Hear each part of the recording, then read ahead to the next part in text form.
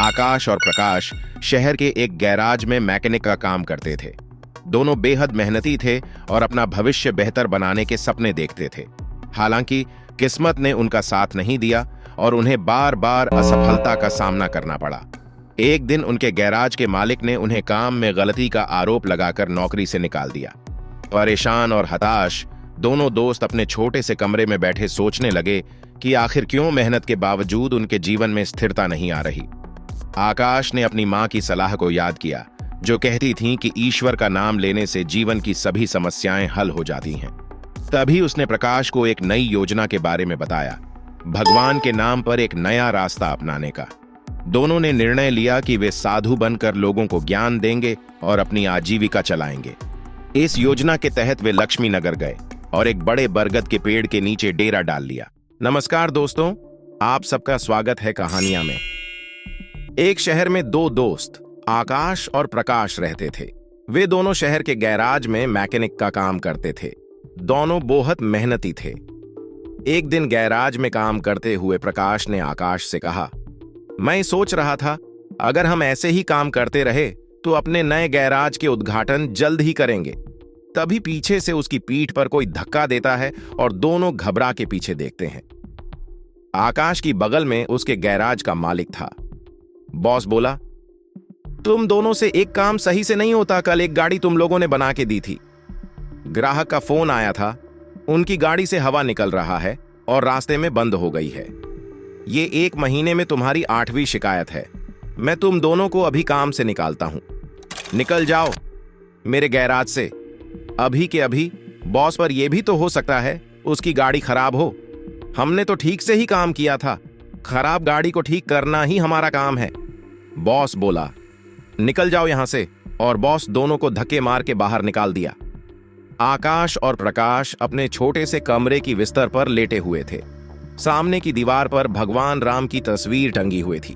प्रकाश ने आकाश से कहा, भाई, हम हर जगह मन लगा के काम करते हैं, फिर भी हमें हर जगह से निकाल दिया जाता है। आकाश बोला, हाँ भाई, चल किसी दूसरी जगह जाते हैं, वहां शायद हमारी किस्मत बदल जाए। याद है ना, मां कहती थी कि भगवान का नाम लेने से सब मिल जाता है। चल सामान बांध, अब हम यही करेंगे। भगवान का नाम लेंगे और पैसे कमाएंगे। प्रकाश बोला, वो कैसे? अरे हम बाबा बन के लोगों को ज्ञान देंगे और उनसे पैसे लेंगे। वो तो ठीक है, पर हम लोगों को क्या ज्ञान देंगे? अरे वही जो मां हमें देती थी। तू ज्यादा सवाल मत कर, सामान बांध। हम राजा विक्रांत के लक्ष्मी नगर जा रहे हैं।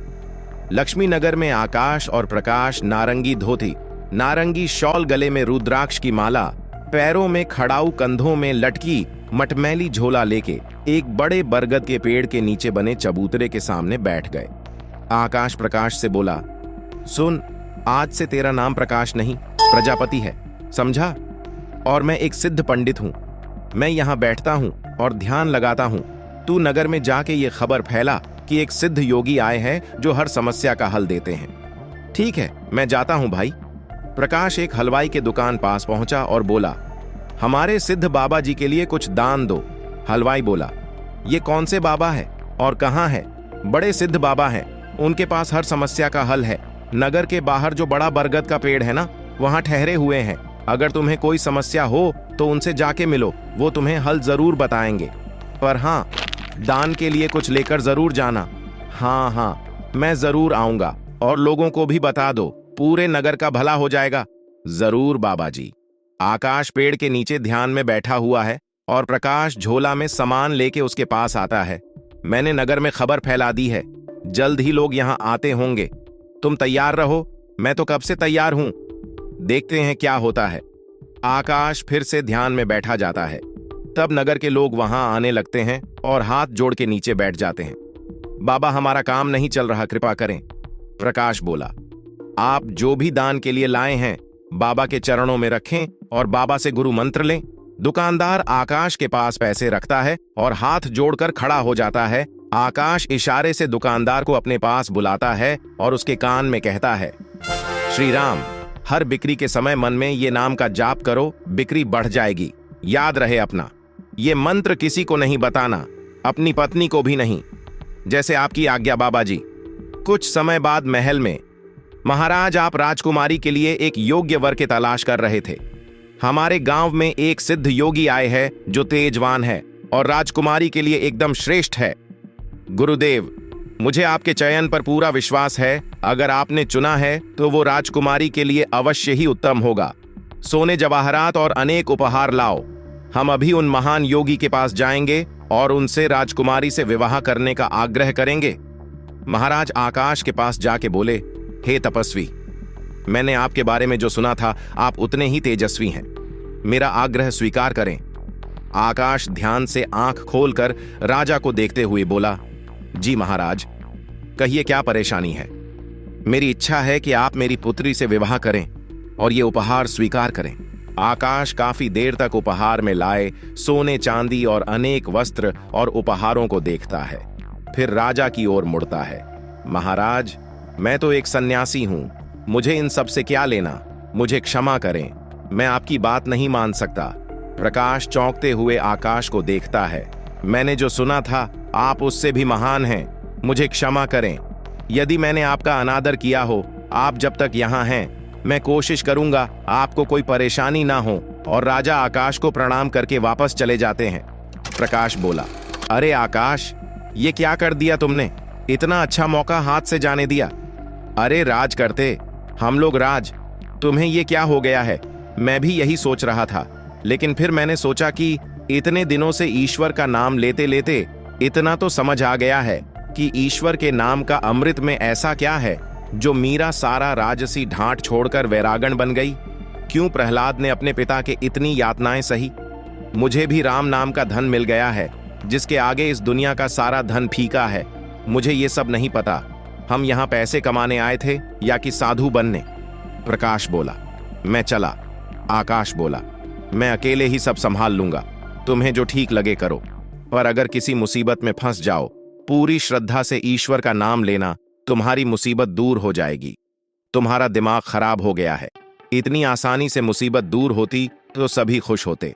आकाश बस उसे देखकर मुस्कुराता है और ध्यान में बैठ जाता है। प्रकाश अपनी पोटली उठा के गांव में चल देता है। हलवाई के पास पहुंचता है और बोला, क्यों भाई, कैसा चल रहा है? हाँ बाबा, सब बढ़िया है और अब घर में सुख शांति भी है। ये भी बेवकूफ बन गया। आकाश है तो चालाक, उसने ऐसी युक्ति की कि कोई उस पर सवाल नहीं उठा सकता। कुछ राशन दान करो जरूर। दुकानदार प्रकाश के झोला में चावल डालने जाता है। तभी प्रकाश, ये क्या दे रहे हो? इतनी मिठाइयां और मेवे तुम्हारी दुकान में है और तुम ये कच्चे चावल दे रहे हो, इनमें से कुछ दो। हलवाई बोला, पर बाबा तो ये सब नहीं कहते। तुम्हें क्या करना है? जितना कह रहा हूं वो करो। प्रकाश आगे जाता है और जौहरी की दुकान में दुकानदार से बोला, और भाई कैसी चल रही है दुकानदारी? बाबा की कृपा से सब बढ़िया चल रहा है। कहिए क्या सेवा करूं? बाबा के लिए कुछ दान दो। इससे पहले कि इन्हें मेरी असलियत पता चले, इनसे तगड़ा दान लेके गांव से गायब हो जाऊंगा। फिर ये लोग आकाश के पीछे पड़ेंगे तो उसे समझ आएगा। बाबा के लिए कुछ दान दो। जौहरी पैसे निकाल कर देने लगता है। अरे ये क्या भीख दे रहे हो? बाबा की कृपा से तुम्हारी दुकान चल रही है। इतने सारे जवाहरात हैं, इनमें से दो कुछ कीमती सा, जितना दोगे उससे ज्यादा मिलेगा। ये बाबा को क्या हो गया है? कोई नहीं, बाबा को देने से मेरा क्या घटेगा? जौहरी एक सोने की हार प्रकाश को दे देता है। ये लीजिए बाबा। प्रकाश सोच रहा था, अच्छा धन बटोर लिया है मैंने, इससे काफी दिनों तक काम चल जाएगा। बड़ी भूख लग गई है, कुछ मिठाइयां खा लूं। प्रकाश एक पेड़ के नीचे बैठ के मिठाइयां खाने लगता है। तभी वहां 10 डाकू चेहरे पे नकाब पहन के आ जाते हैं। जो कुछ भी है वह हमें दे दो, नहीं तो हम तुम्हें मार डालेंगे। प्रकाश डर से अपनी पोटली उन्हें दे देता है। तभी डाकुओं के सरदार का नकाब खुल जाता है। प्रकाश उसे देख लेता है। अब तुझे मरना होगा, क्योंकि तूने मेरा चेहरा देख लिया है। ए भगवान, ये क्या हो रहा है? कैसे बच्चू इनसे भागने की कोशिश की तो ये लोग पकड़ लेंगे, क्या करूं? तभी उसे आकाश की बात याद आती है। अगर किसी मुसीबत में फंस जाओ तो पूरी श्रद्धा से ईश्वर का नाम लेना, तुम्हारी मुसीबत दूर हो जाएगी। प्रकाश आंखें बंद कर घुटने पर बैठकर, हे राम मेरी रक्षा करो, हे राम मेरी रक्षा करो, बोलने लगता है। तभी डाकू का सरदार प्रकाश को उठाकर, सुन, राजा के सिपाही हमारी ओर आ रहे हैं, इसलिए तुझे छोड़ रहे हैं। अगर तूने किसी को हमारे बारे में बताने की कोशिश की तो तुझे जिंदा नहीं छोड़ेंगे। ये ले अपनी पोटली। डाकू भाग जाते हैं। थोड़ी देर बाद प्रकाश आकाश से मिलता है और बोलता है, अब मैं समझ गया हूं और तुम्हारे साथ ईश्वर के नाम का धन कमाना चाहता हूं। इस कहानी से शिक्षा मिलती है, ईश्वर हर जगह मौजूद हैं और यदि हम पूरी श्रद्धा से उन्हें पुकारें तो वे हमेशा हमारी सहायता करते हैं। कहानी लालच, आस्था और सच्चाई के महत्व को उजागर करती है और बताती है कि सच्चा सुख सांसारिक धन में नहीं बल्कि ईश्वर की भक्ति में है।